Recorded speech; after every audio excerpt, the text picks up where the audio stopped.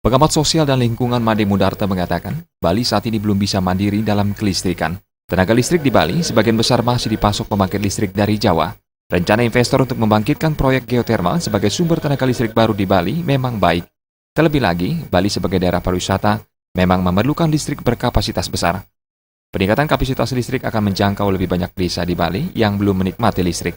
Namun, menurut Made Mudarta, rencana tersebut sebelumnya harus memperhatikan aspirasi dan kehendak masyarakat Bali secara keseluruhan. Jika masyarakat menghendaki proyek geotermal, investor bisa melanjutkannya.